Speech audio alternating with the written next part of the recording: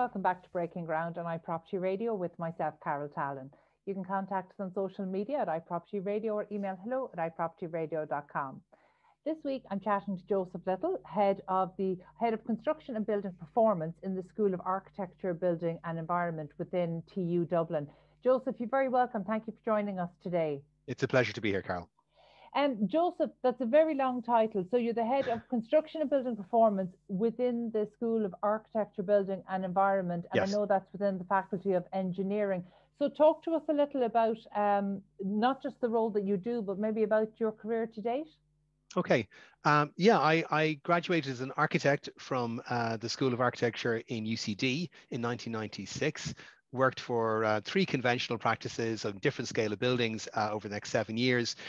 Realized at the end of the last of those companies, I was with them for 4 years, and realized my increasing concern about the lack of sustainability focus in Irish industry, the Irish construction industry and design practice in general, wasn't going to be met by staying in conventional practice. So I think in a 3-month period, I took up yoga, I changed my diet, I set up a practice on my own, and I started a master's in the Centre for Alternative Technology in mid Wales. And that was about the only place in English-speaking Europe at the time that you could go to, learn skills and engage and meet other people similar-minded at the time. And I had a wonderful adventure there for a number of years with like-minded people. I met some extraordinary Irish people as well as mostly British, but people from around the world, and learned a lot of skills. And in that time, I started the essays I was writing, I was submitting to the lecturing team. I started converting into articles that appeared in Construct Ireland. I wrote about 15 articles in Construct Ireland. I kind of went beyond the master's period itself and kept going beyond. And then even into Passive House Plus, I was writing articles. And one of the things in retrospect that I was doing was I began to focus more and more on retrofit, on building performance as a specific question. Do we know what we're doing in that area? And a series of papers such as Breaking the Mold 1 to 5 were some of the first times, I think, possibly historically at this stage, that somebody raised the question, do we know what we're doing in retrofit? Are the Agrimo certificates up to scratch? Do we have the training? Do we understand as a profession and as an industry things like thermal bridging, moisture risk, hydrothermal risk, air tightness, different strategies? How do those things come together, and how do we go forward? So that was actually quite significant. I was also writing about low carbon materials, about quick tips for homeowners carrying out refurbishments.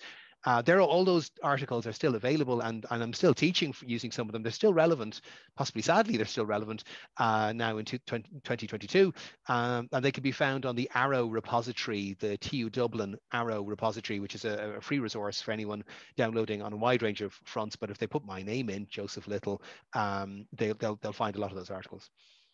So obviously, sorry, I went out from there.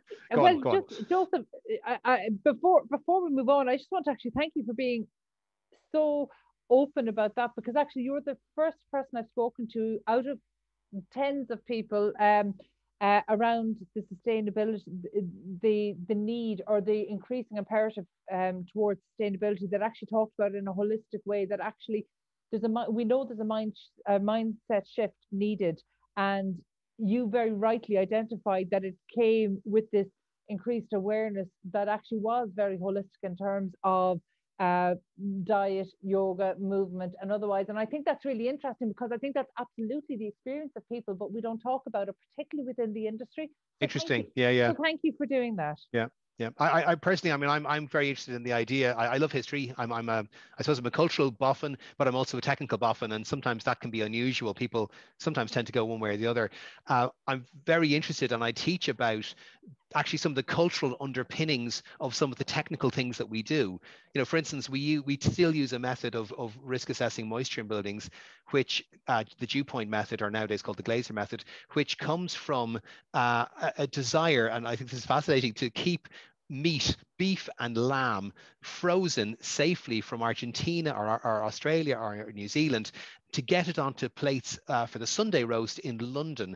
And that concern in the 1880s is actually what drove the creation of the U-value method, and then even the U-value calculation, which fed then into the dew point calculation method.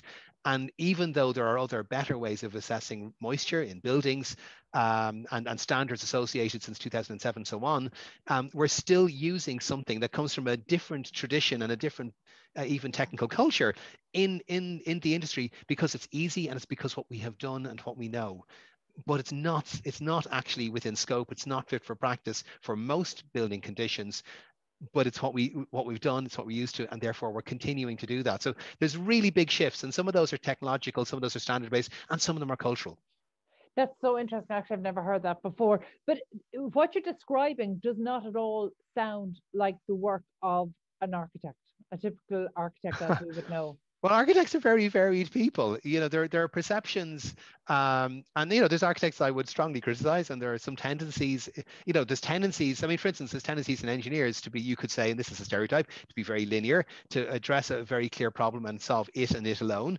There's tendencies for architects to be very lateral. But actually, if you could bring an architect who's thinking laterally and engaging across a wide range of areas, together with an engineer who's got that focus, you've got a really good team. So I would say we all have failings, and we all have skills and advantages. I would say there needs to be a more technical engagement in architectural education, and I think that's increasing, but maybe not increasing fast enough. But I think we all need to be cross silo. I love talking to people who've had a mixed education, who've come from a range of positions, and I think that brings a richness with it. I think being in one culture, will rarely solve a problem. Will rarely address it as well as it could be. And that's interesting. Are you seeing that across your student base at the moment? Yeah, well, for instance, when I'm talking to the architecture students in the undergraduate program here, it's one of the biggest in the state. Yeah, I mean, they're a varied group, and the lecturing team, I'm very glad to say, is a varied group as well. And there's a range of perceptions and perspectives, and some I would say are kind of, let's say old, and ones that I'd like to see shift. And other people are coming from fantastic, I mean, feminist perspectives, universal access perspectives, design culture, aesthetic perspectives, local planning, urban regeneration perspectives, deep environmental perspectives. It is a very rich cohort I'm talking to there. When I look at the MSc in building performance cohort, those students, they're professional postgraduate students coming from architecture, engineering, architectural technology, building surveying, energy assessors, even applied building physics who've come across that whole perspective. Then, I don't even use the names that they come from. I talk about building design professionals, and we're talking about, look, it's your own learning journey is important, but what we need to focus on is the built environment and delivering high quality buildings and understanding how and why they work. Or don't work. So that's the engagement there. So it's definitely a wider engagement. Is your focus split across the delivering new buildings, as in the building performance of newly delivered buildings and those retrofit? Yeah, absolutely. Where And it needs to and be. is it an even split? As in, do you think these are kind of equal priorities?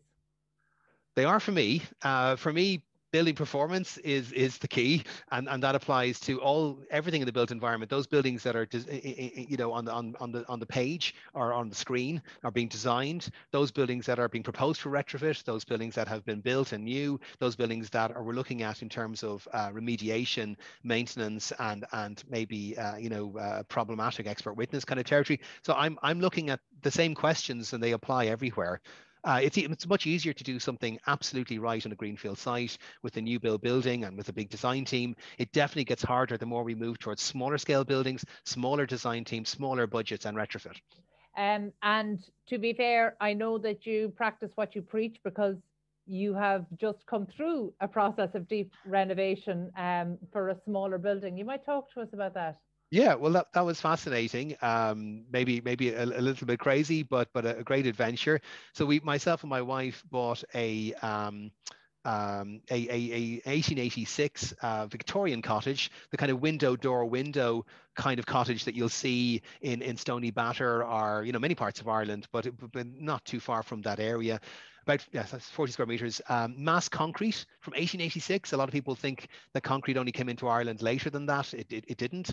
However, they didn't understand fully concrete in those days. So it was pretty consolidated, pebble-based concrete with uneven aggregate use, binder use.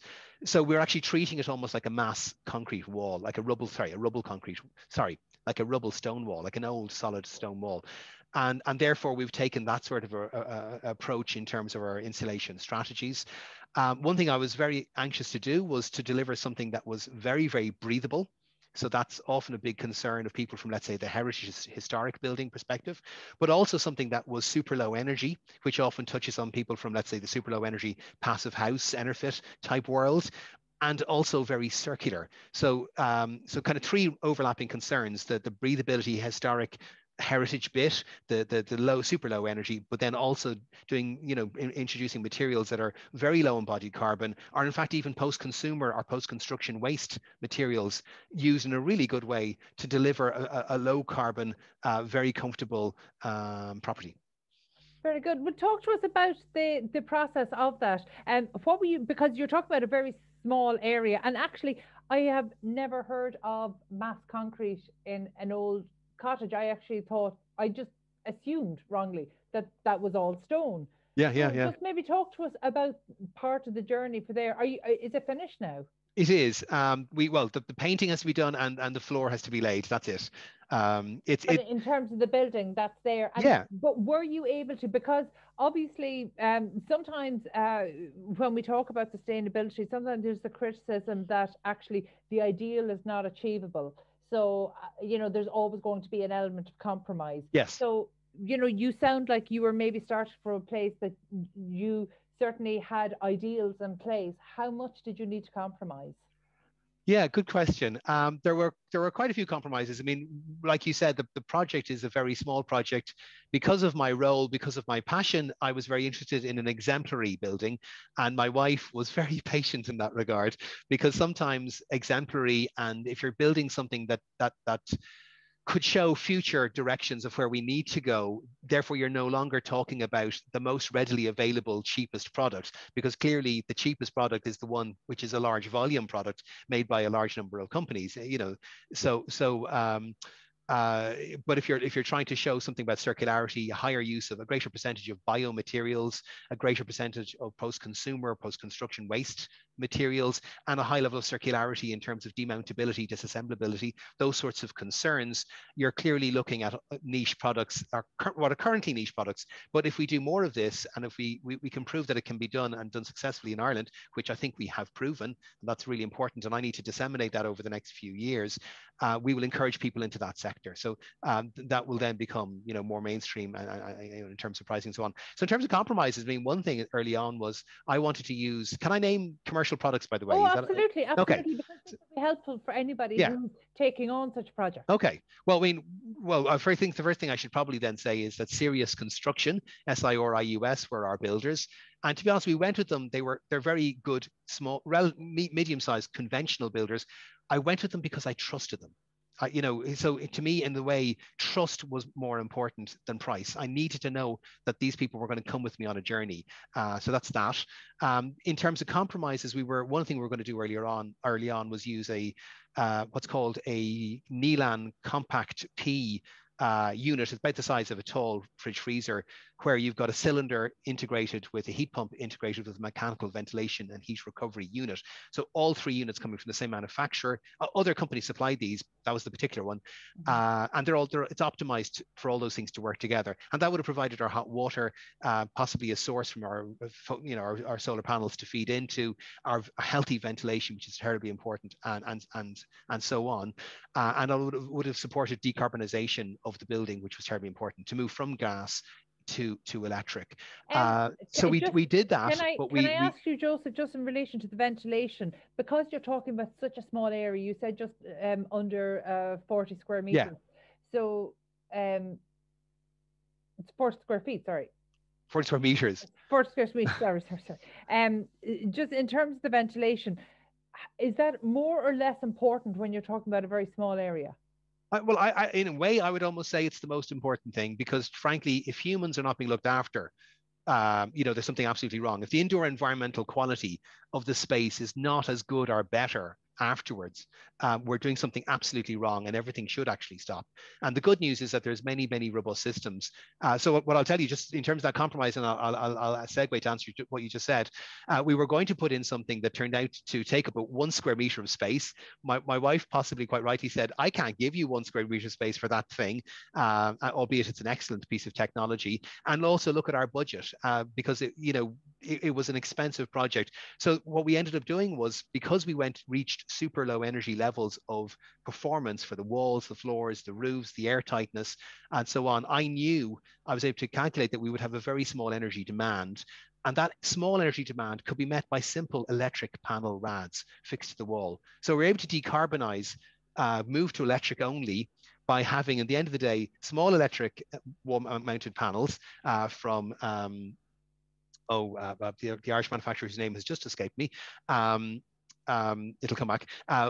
Under counter water heater, an electric rad in the shower room, a future solar panel. So we're allowing for a future electric panel at this stage, which makes it easier and quicker to do in the future, but it's outside this current budget.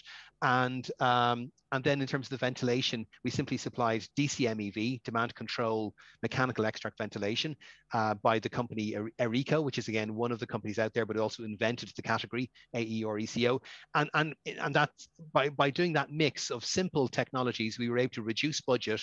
And for a very small house, we were able to still provide a decarbonized, low energy supply of space heating, hot water, and then separately ventilation with a very, very low power demand. So there's an example of a compromise, which actually we were able to turn to something that I was still very comfortable was a high quality solution.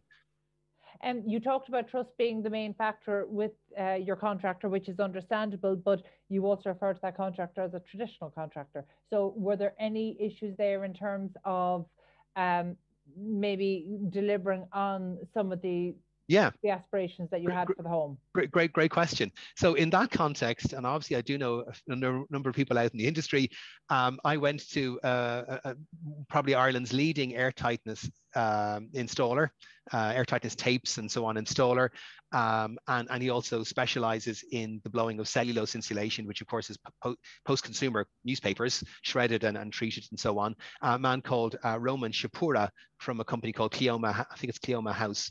They're based in Sligo, but he was willing to come to Dublin for me. There are other people that he would work with around, and there's other people in the space. But basically, because air tightness was a particular thing that needs real high quality skills, and of course, a really good guy will work, a really good person will use less material, do it faster and do it right the first time than the person who's learning in that space. So I brought Roman and his team in to work with my builder, John, Serious Construction, to deliver a little bit that I felt they would find a little bit more challenging to get to a really high level, a really onerous level. They understood air tightness, but not quite at the level that he did. And they were very comfortable to bring him in into the team as a nominated subcontractor for that role.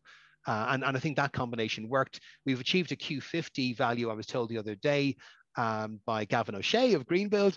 Sorry, I'm mentioning lots of people here, of 1.6. So 1.6 meters cubed per meter squared hour. If you consider that the minimum standard for new build is 7.0, and the new build is much easier to deliver, we're delivering at a Q50 of 1.6. So I think that's a great achievement in a retrofit building where there are compromises, where things are harder to control. Despite your expertise, you were dealing with an 1886 constructed cottage. Yes. What did you learn on it? Well, one thing I learned is that you actually need to pay a lot of attention, that you need to be there frequently. And sometimes builders would kind of prefer if architects and homeowners stepped aside, and they obviously need to get at their work. But it was useful that I lived nearby, and I was able to come and visit quite a few times. There were conversations about different parts. I mean, one particular conversation was about the roof structure. So it turned out to be not surprisingly, maybe Baltic pine from, obviously felled in trees felled in maybe in 1885 or so.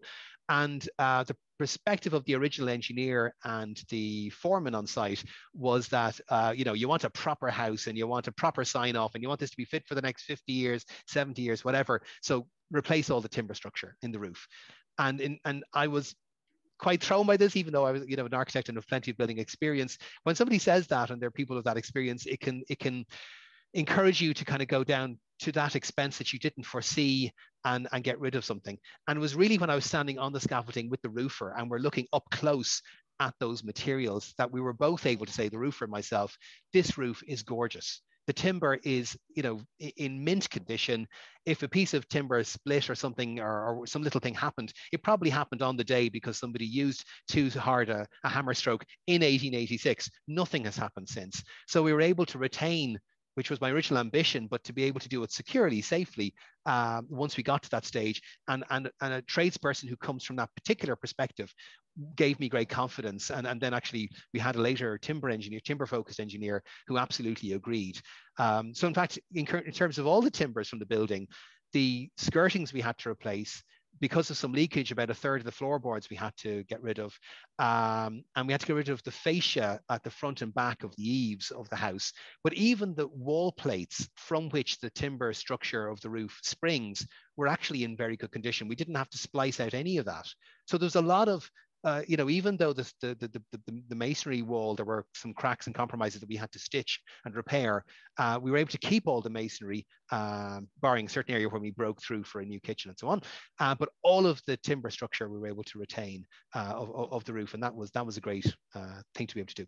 Did you encounter any issues in terms of your mortgage lending or financing or insurance? Good question. Because we had brought some savings into it and there was a little bit of a nest egg coming from my wife's side, we were able to take out a mortgage, which was quite a low mortgage. And I think that helped significantly. Yeah, so it might have been a third in terms of the financing there. Yeah, no, because these are things, and particularly in terms of embracing new technologies on a self-build project, actually, that we do find people run into financing and insurance issues. And look, I thank you so much for your time, by the way. I appreciate we've gone slightly over time, but I'm fascinated to hear about the personal project, and it's certainly something I'd love to talk to you about another time. We can do, yeah, please do.